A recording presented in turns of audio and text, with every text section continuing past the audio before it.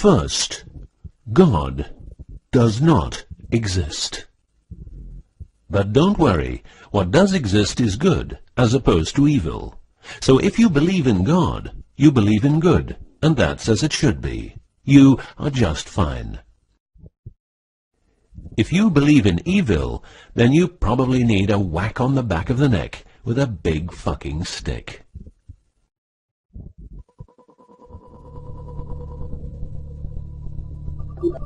Around 5000 BC, we, Homo sapiens, were genetically modified by space aliens.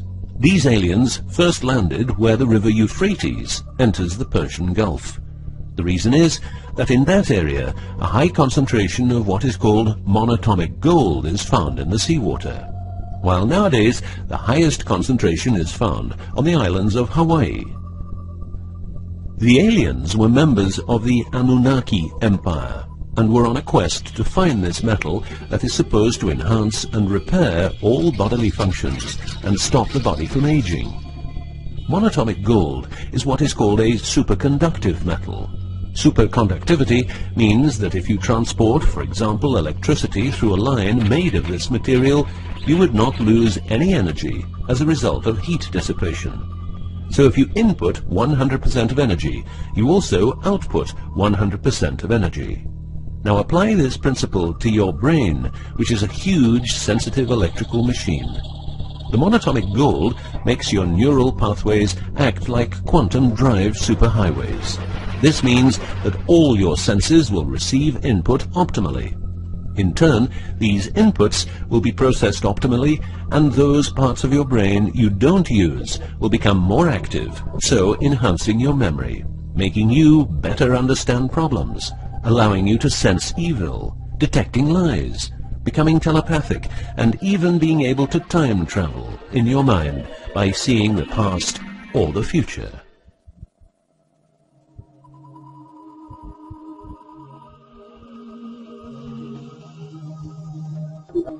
So the Anunnaki, which is the name of the empire which includes races like the Saurian, or as they are called the Reptoids, the Argarians, or Nordics, because of their human looks, and the Greys from Zeta Reticula, were looking for monatomic gold.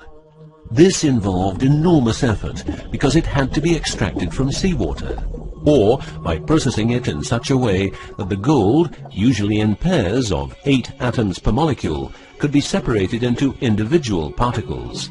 In this fashion, the monatomic elements were separated from the multi-atomic cousins. In a similar way, uranium-235 is produced. For the use as intelligent slaves, the Anunnaki took a man, let's call him Adamski, and took out a part of a rib. This is because the rib is a part of the human body that can be removed without causing too much damage, and because the rib contains bone marrow, it's a perfect source for DNA. The Anunnaki modified the DNA for a better manipulation of the humans and implanted it into a woman. Let's call her Mulva. Mulva then had children with Adamski, and their children were, just like Mulva, genetically modified. These humans worked for the Anunnaki, but not a lot of humans knew about the Anunnaki, and then, for some reason, the Anunnaki disappeared. An interesting detail is that the symbol for human DNA resembles the word Yah, which is God. But surely this is a coincidence.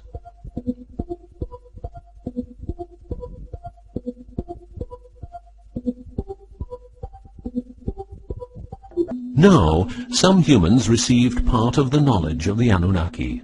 The last known humans were the Jewish people who carried the Ark on their journey from Egypt to the Promised Land. Before them, the Ark was in the lands of the Sumerians, Babylonians, and Tibetans. This Ark, not the Ark of Noah, was known to have powers beyond human imagination. It could levitate and deliver the fire of stars, a dangerous firework-like display of power that occurred when the monatomic elements became unstable. To make them stable again, you needed to know certain secrets, and with those secrets you could preserve the Ark and thus its powers. The humans who were close to the secrets of the Ark had long and prosperous lives. The best known was Methuselah, who lived to the age of 950. Wherever the Ark is, the culture thrives, and over the centuries it moved from Jerusalem to Rome to London, and is now supposed to be in the United States of America. The Ark always moves west, and will always keep moving west. From the very beginning, the people who own the Ark have never given it away, and great care is given to preserve the bloodline's purity of the holders of the Ark. Renowned conspiracy theorist David Icke studied the bloodline of George W. Bush. This he traced back all the way to the Sumerians, a people who lived in the southeastern part of what is now known as Iraq, where the river Euphrates meets the Persian Gulf.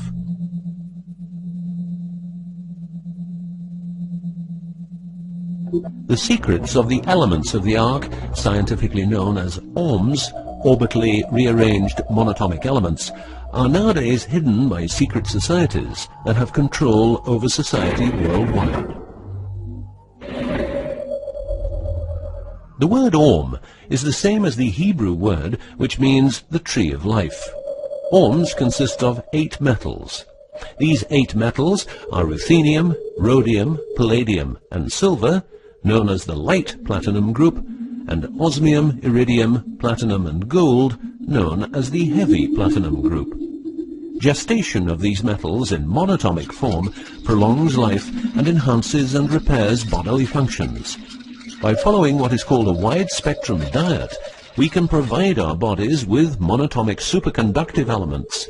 In other words, by eating a lot of grapes, carrots, all blue and dark red fruit and vegetables, and also much other fruit, vegetables, and fish.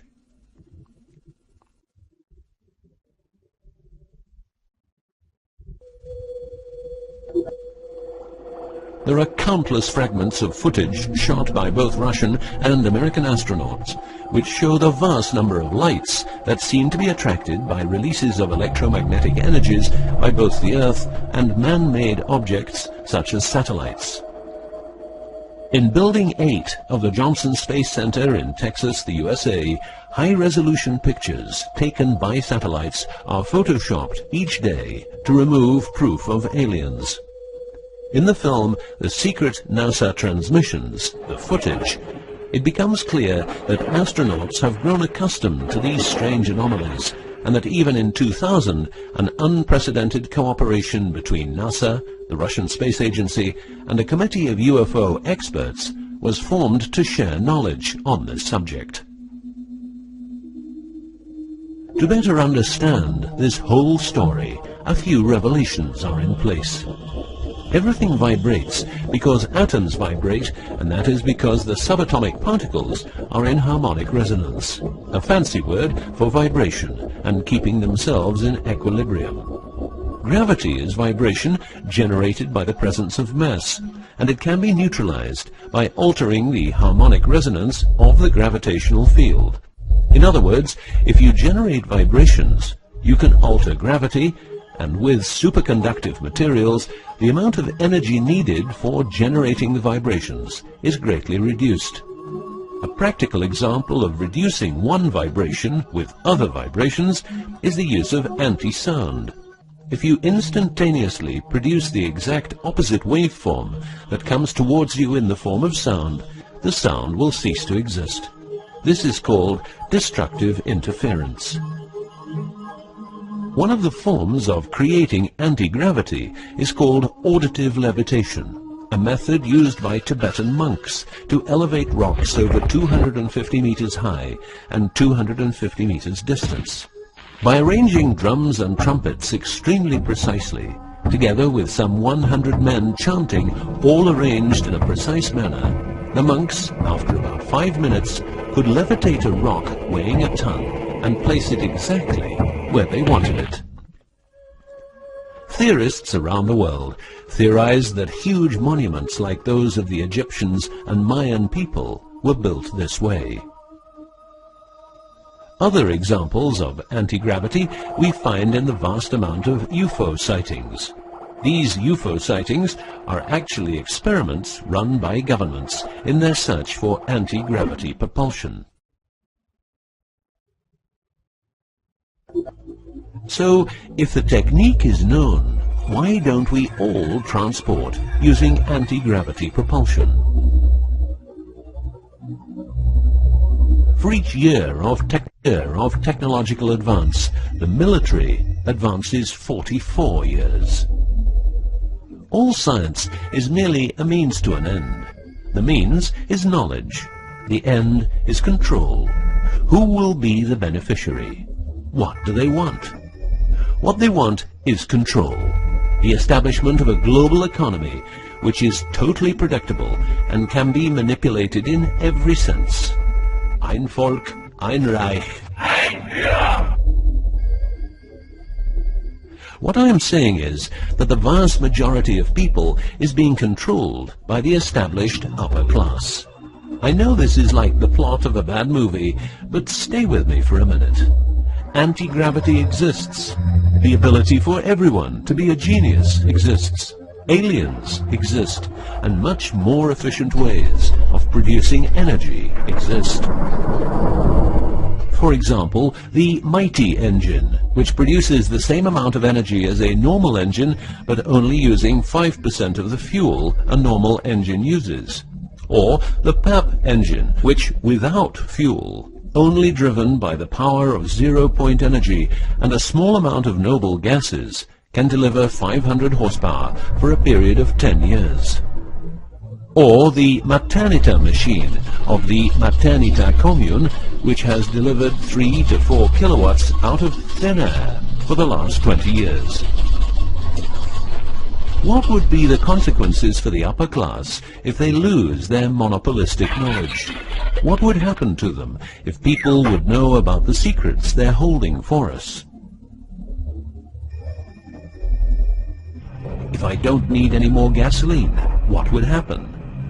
If I don't need any more electricity or gas, what would happen? If I don't need any more medicines from the pharmaceutical industry, what would happen? In order to ensure their powers, the upper class, some call them the Illuminati, handles a strict agenda. The agenda has the aim to prepare the world for world domination, beginning in the US and Europe. According to conspiracy theorists around the world, this is what they are doing as preparation. By the way, these people are extremely smart and fanatic, extremely rich, and they have tried it before. Then they were called the Nazis.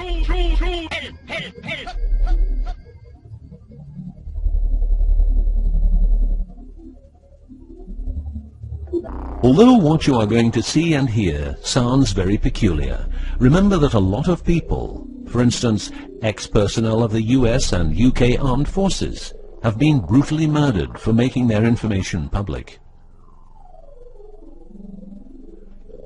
Let's begin with 9/11, but first a little history. What the Second World War did for the US is that it gave the country such an economic lead that it could easily grow more comfortable in its already powerful role. The industry of war gave everybody jobs, and therefore everybody could start consuming. Marshall aid gave Europe the economic impulse it needed. In other words, war leads to flourishing economies and leaps forward in technology. The process of transformation, even if it brings revolutionary change, is likely to be a long one, aside from some catastrophic catalyzing event like a new Pearl Harbor. These are the words of a neocon think tank whose members count people like Dick Cheney, Wolfowitz, and Donald Rumsfeld. What it says is that America needs a war to transform into its next shape, and 9/11 is our new Pearl Harbor.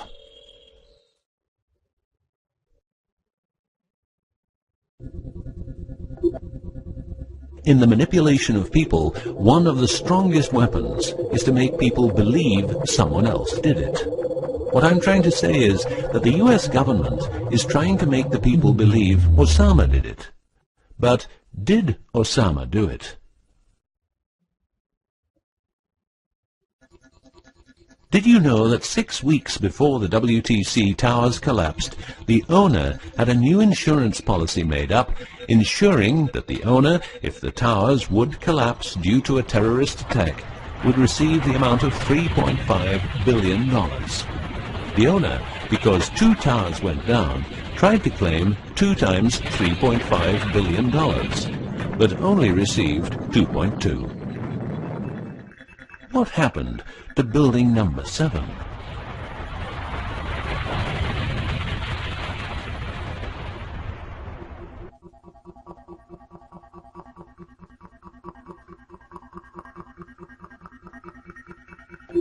In order to control people who can be a hazard to the bad guys have control of a number of tools. One of these tools is the remotely operated electromagnetic frequency weapon. These use microwave, ELF, extremely low frequencies, and acoustic frequencies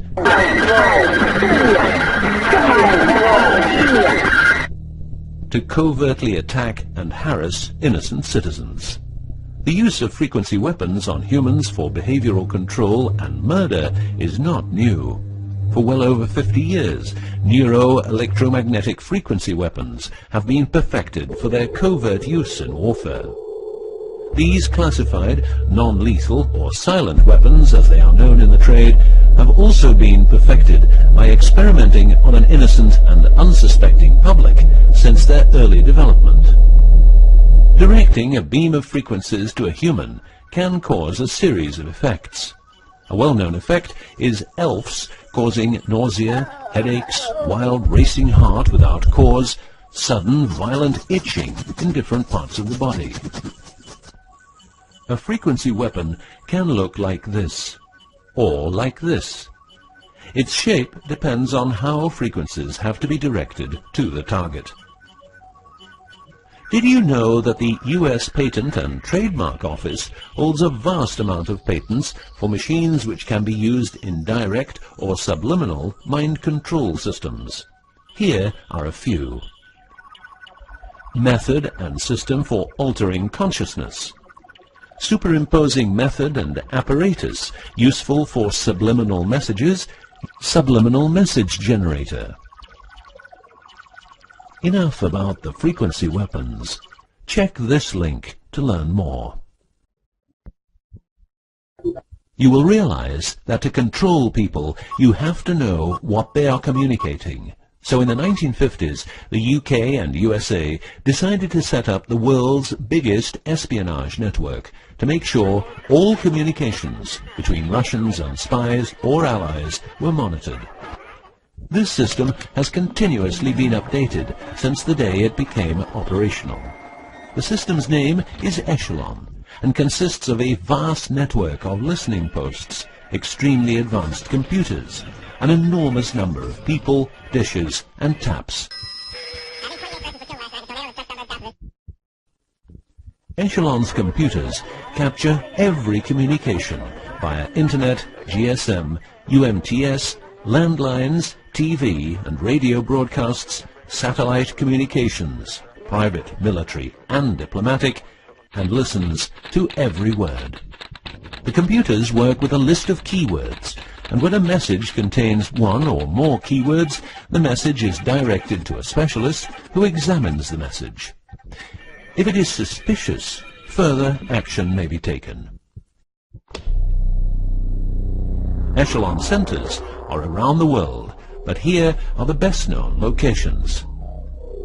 Menwith Hill, North Yorkshire, England. HARP, Remote Mind Control Computer Center, Alaska. Pine Gap, near Alice Springs, Northern Territory, Australia. Pine Gap has a complex of radomes, a huge computer room, and about 20 support buildings. The signals analysis section of the computer room is staffed exclusively by CIA and NSA analysts. Within the USA, Australia, and the UK, the NSA can plug into every telephone call and message entering, leaving, or transiting the country. The NSA is also constructing a network of towers up to 500 feet high, each tower at a distance of 200 miles from each other and stretching from the east to the west of the US. The network is called GWEN, Ground Wave Emergency Network. This network transmits very low frequencies combined with ultra-high frequencies and is used in case the communication systems in the US are rendered useless because of a nuclear attack. Coincidentally, the frequencies of GWEN coincide with the frequencies being used by frequency weapons. Also coincidental is the fact that mobile telephone systems like GSM and UMTS also operate in the same frequency areas as some frequency weapons.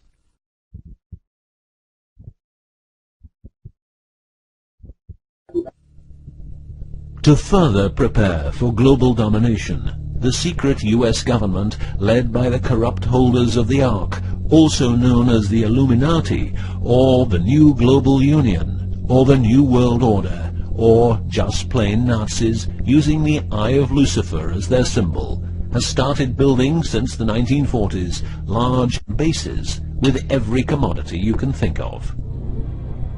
These bases are basically large cities underground, connected by high-speed magneto-leviton trains that have speeds up to Mach 2. According to Phil Schneider, the black budget is a secret budget that garners 25% of the gross national product of the United States. The black budget currently consumes trillions of dollars per year. Presently, there are over 129 deep underground military bases, or DUMBs, in the United States. These underground bases were built using nuclear-powered laser drills that can drill 7 miles per day. Also, dedicated nuclear explosions were held to create large underground spaces. A lot of contractors work in these places, but never more than 3 to 4 weeks. Always under strict supervision, and before entering a site, they are warned that if they talk about what they see, it will cost them their lives.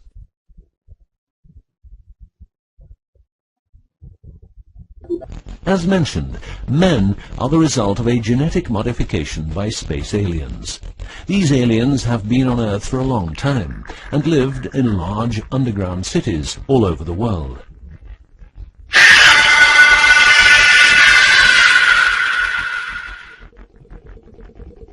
Collaboration with modern governments began as early as 1933 with the Bavarian Illuminati and Thule secret societies, and this collaboration was brought into America via the CIA, which was established with the help of American Nazi agents as well as European Nazis who were brought into America through Project Paperclip and other operations.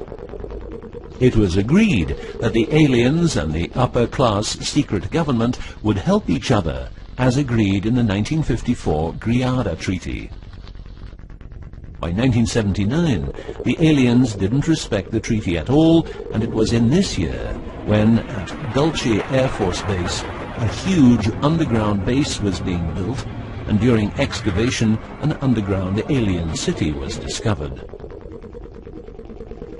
There are several species of aliens working with the US at the Underground 7 level facility at the Alien US Government Biogenetic Research Base in Dulce, New Mexico. The reason they help the US government is because the aliens need space here on Earth for conducting experiments on humans and storing humans in suspended states for reasons unknown. In exchange, the aliens give the US government technology. Examples of these technologies are stealth aircraft, anti-gravity propulsion, genetic research, quantum technologies, computer technology, biological warfare, medicine, GSM, etc.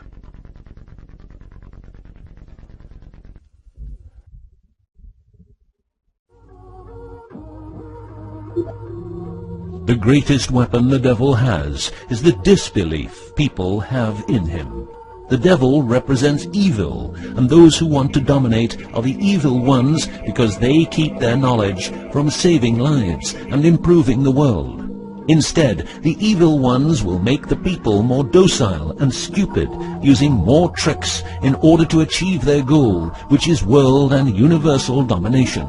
The story of the aliens seems so unreal that, like the devil, it is subject to ignorance and ridicule, and that is its greatest weapon.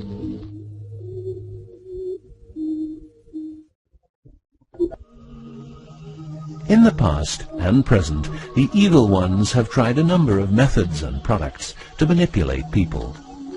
AIDS, invented by a laboratory in Chicago, Illinois in 1972. It was a biological weapon to be used against the people of the United States. Second, the US government has a Tesla device to generate earthquakes. NASA only landed on the moon once.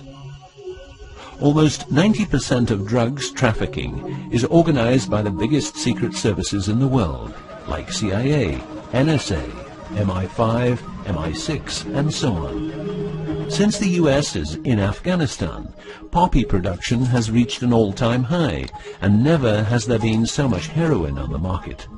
People who don't need drugs needn't worry.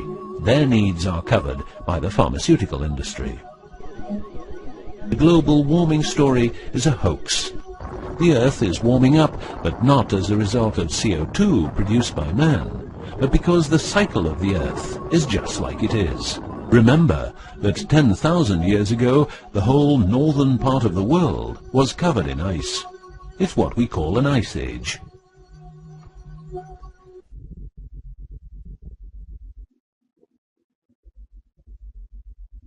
The Ark, in its recent form, started its journey in the deserts of Egypt and was carried to the Holy Land by the Jewish people.